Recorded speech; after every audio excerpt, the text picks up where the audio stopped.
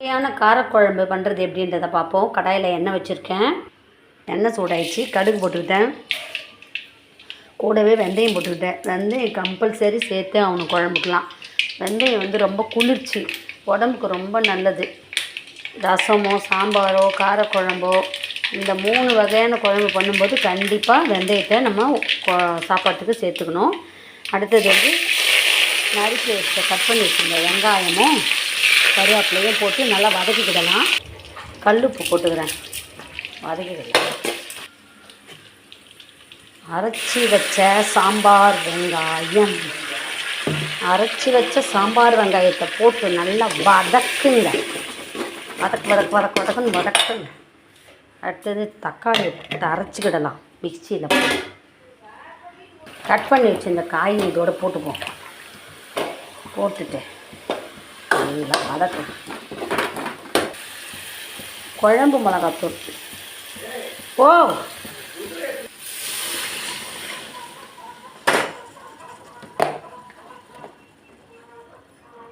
Kashmiri chilli powder. அப்போ தான் குழம்பு நல்லா கலராக இருக்கும். அப்போ சாப்பிட்றதுக்கு ஆசையாக இருக்கும். இப்போ இந்த காய்கள்லாம் வேகணும். நம்ம வெந்த பிறகு புளியை ஊற்றிட்டு இறக்கிட வேண்டியது தான். சுவையான காரக்குழம்பு தயாராகிடுச்சு. தக்காளி போடாமல் விட்டுட்டேன். அரைச்சி வச்ச தக்காளியும் இதோட போட்டுக்கிட்டோம். அப்போ தான் நல்லாயிருக்கும். தக்காளி போட்டாச்சு. நல்லா வேகட்டும் எல்லா காயும். குழம்புக்கு சொரக்காய் கூட்டு வைக்க போகிறேன். சொரக்காய் கூட்டு எப்படி வைக்கிறதுன்றதை பார்ப்போம். ஃபஸ்ட்டு நான் வந்து கொஞ்சம் துவரம் பருப்பு எடுத்து குக்கரில் வேக போட்டுக்க போகிறேன். இப்போ ஒரு முழு சொரக்காய் எடுத்துருக்கேன். இது வந்து தோலை இப்போ நீக்கிடணும். தோலை பீலை வச்சு தோலை எப்படி நீக்கிறதுன்றதை பார்ப்போம். பாருங்க, தோலை இப்படி நீக்கிக்கிடலாம். நீக்கிட்டு கட் பண்ணிப்போம்.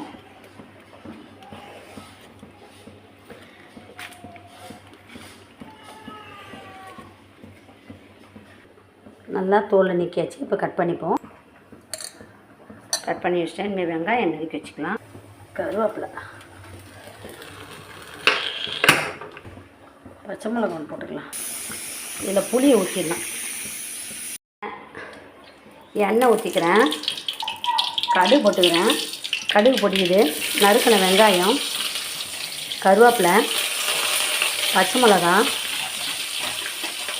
காஞ்ச மிளகா இதெல்லாம் போட்டு நல்லா வதக்கிக்கிடலாம். மஞ்சத்தூள் போட்டுக்கிறேன். பெருங்காயத்தூள் போட்டுக்கலாம். எப்போயுமே பருப்பு எதுக்கெல்லாம் யூஸ் பண்ணுறோமோ அதுக்கெல்லாம் பெருங்காயத்தூள் போடணும். இப்போ பொங்கல் பண்ணும்போது பெருங்காயத்தூள் போடணும். எல்லாத்தையும் பெருங்காயத்தூள் கொஞ்சம் போட்டுக்கலாம். பருப்பு, சிறு பாசி பருப்புலாம் நம்ம யூஸ் பண்ணும்போது பெருங்காயத்தூள் போட்டுக்கலாம். கடலைப்பருப்பு, ஏன்னா இது வந்து கேஸ் தொல்லைகள்லேருந்து, வாயு தொல்லைகள்லேருந்து நீக்கும். இந்த மாதிரி பெருங்காயத்தூள்லாம் யூஸ் பண்ணிக்கிட்டோன்னா. இஞ்சி, பூண்டு, பெருங்காயம் இதெல்லாம் யூஸ் பண்ணால் நம்மளுக்கு கேஸ் ட்ரபிள் இல்லாமல் பண்ணும். நம்ம க்ளீன் பண்ணி வச்சுருந்த காயை இதோட போட்டுருவோம்.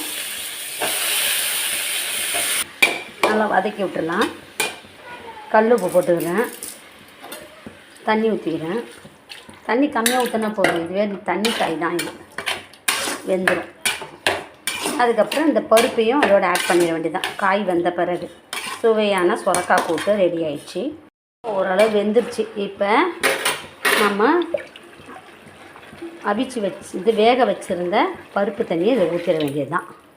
இப்போ இது நல்லா கெட்டியான பதத்துக்கு வர வரைக்கும் நல்லா வெந்ததுன்னா சுவையான சொரக்காய் கூட்டு தயாராகிடுச்சு.